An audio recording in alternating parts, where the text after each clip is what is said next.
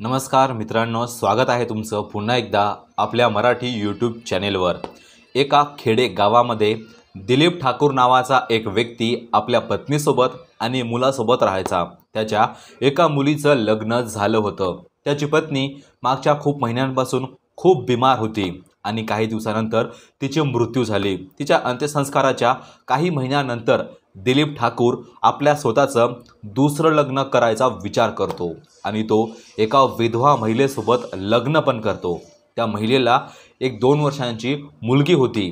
दिलीप ठाकूर, त्याची नवीन पत्नी आणि त्याचा 21 वर्षांचा मुलगा हे तिघजण एका कुटुंबामध्ये राहू लागले।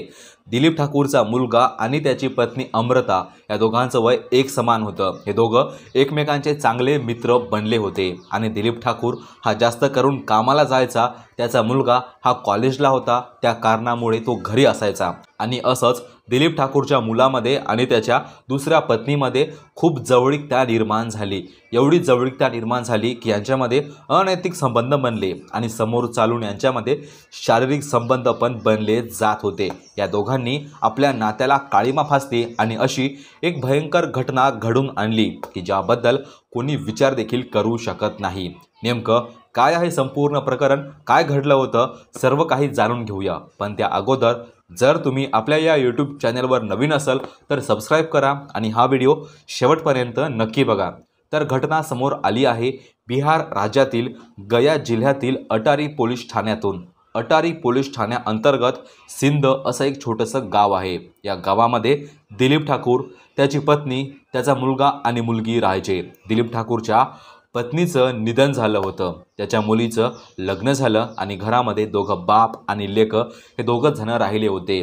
पत्नीच्या निधनाला काही महिने निघून गेले आणि दिलीप ठाकूरने निर्णय घेतला की तो दुसरं लग्न करणार आहे। त्याच्या मुलाचं वय पण 21 वर्ष झालं होतं, पण त्यानं आपल्या मुलाचं लग्न न करता आपल्या स्वतःचं लग्न केलं, कारण त्याचा मुलगा हा अजून पण कॉलेजमध्ये शिकत होता। अशामध्ये दिलीप ठाकूरने एका विधवा महिलेसोबत लग्न केलं। त्या महिलेचं नाव होतं अमृता। अमृता फक्त 25 वर्षांची होती आणि अमृताचा नवरा हा पहिला नवरा वारला होता, त्यामुळे तिने दिलीप ठाकूरसोबत लग्न केलं। यांच्या वयामध्ये खूप फरक होता, पण त्यावरून या दोघांना कोणताही फरक पडला नाही। अमृताला पहिली एक मुलगी होती आणि यानंतर दिलीप ठाकूर, अमृता आणि तिचा पहिला मुलगा श्याम ठाकूर हे तिघजण आपला एक नवीन संसार सुरू करतात। श्याम ठाकूर हा कॉलेजला होता, तर अमृता ही घर सांभाळायची आणि छोटं मोठं घरचं काम करत होती। तर दिलीप ठाकूर हा दिवस रात्र काम करायचा, जास्त करून तो कामाच्या निमित्ताने बाहेर जात होता। अशामध्ये श्याम ठाकूर आणि त्याची सावत्र आई अमृता हे दोघेजणे एकमेकांच्या सोबत घरामध्ये राहत होते आणि यामध्येच त्यांची जवळीकता निर्माण झाली। ही जवळीकता साधारण नव्हती, यांच्यामध्ये अनैतिक संबंध निर्माण झाले आणि समोर चालून यांच्यामध्ये शारीरिक संबंध पण निर्माण होत चालले होते। या दोघांनी आपल्या नात्याला काळीमा फासली। आपल्या नात्याबद्दल यांनी विचार देखील केला नाही आणि एकमेकांसोबत या दोघांनी अनैतिक आणि शारीरिक संबंध ठेवले। या दोघांचे प्रेमसंबंध सर्व गावभर पसरले होते, पण या दोघांना असं वाटू लागलं की आपल्या या गोष्टीबद्दल कोणाला काही पण माहिती नाही आणि हे दोघं असेच आपले प्रेमसंबंध समोर पण चालू ठेवतात। श्याम ठाकूरच्या वडिलांना पण यांच्याबद्दल काही पण माहिती नव्हतं, त्यामुळे त्याने आपल्या मुलाचं लग्न लावून दिलं। श्याम ठाकूरचं लग्न झालं रीनासोबत। रीना आणि श्याम ठाकूर या दोघांनी एकमेकांना पसंत केलं होतं। रीना दिसायला सुंदर होती, पण श्याम ठाकूर आपल्या सावत्र आईसोबत देखील आपले संबंध चालूच ठेवतो आणि तो रीनासोबत लग्न करतो। समोर चालून रीना आणि श्याम ठाकूर या दोघांना एक मुलगा झाला। मुलाचं नाव ठेवलं शुभम। काही महिन्यानंतर त्यांना एक मुलगी झाली। असं यांचं कुटुंब मोठं झालं होतं। श्याम ठाकूर आपल्या आई, वडील, बायको आणि लेकरांसोबत राहू लागला। यांचं मोठं धाटक कुटुंब देखील झालं होतं, पण तरी देखील श्याम ठाकूर आपल्या सावत्र आईसोबत संबंध अशा प्रकारेच ठेवत चालला होता। एका रात्री ज्या वेळेस रीना, श्याम आणि त्यांचे 2 मुलं झोपले होते, मध्यरात्री रीना उठते आणि बघते की तिचा नवरा हा त्याच्या जाग्यावर नव्हता। रीना खूप चिंतित होते आणि आपल्या नवऱ्याला शोधत शोधत ती घराच्या बाहेर गेली, तर बघते की तिच्या सावत्र आईच्या खोलीमध्ये तिचा नवरा आणि त्याची सावत्र आई हे दोघेजणे नको त्या अवस्थेमध्ये होते। रीना या दोघांना बघते आणि त्या घरामध्ये त्या रात्री एक मोठी जोरदार भांडण झाली।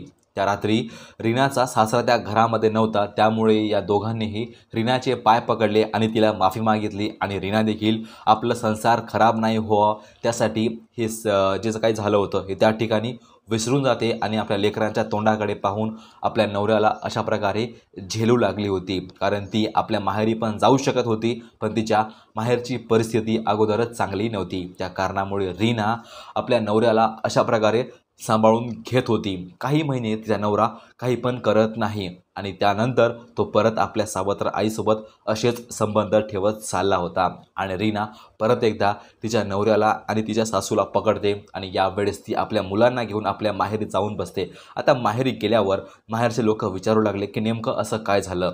तर रीनाने आपल्या आईला सर्व काही सांगून दिलं आणि त्यानंतर त्यांच्या पण पायाखालची जमीनच सरकली. या गावामध्ये सर्व लोकांना ही बातमी माहिती झाली होती, सर्व नातेवाईकांमध्ये ही बातमी माहिती झाली होती. सर्व लोकांनी आणि नातेवाईकांनी मिळून एक बैठक बसवली. त्या बैठकीमध्ये सर्वांनी रीनाच्या नवऱ्याला आणि त्याच्या सावत्र आईला समजावून सांगितले की हे सर्व करणं तुम्हाला शोभत नाही.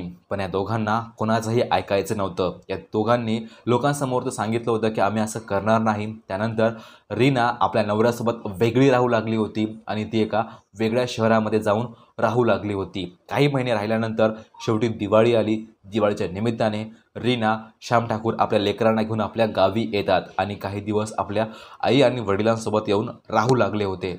पण त्या अगोदर श्याम ठाकूर आणि त्याच्या सावत्र आईने एक प्लॅन केला होता, रीनाच्या हत्येचा प्लॅन. कारण की जोपर्यंत रीना जिवंत आहे तोपर्यंत या दोघांना एकत्र यायचं कोणताही चान्स नव्हता. त्या कारणामुळे 21 ऑक्टोबर 2025च्या रात्रीला ज्यावेळेस बहुतेक लक्ष्मीपूजन होतं त्या रात्रीला त्यांच्या गावामध्ये एक छोटासा कार्यक्रम आयोजित केला होता.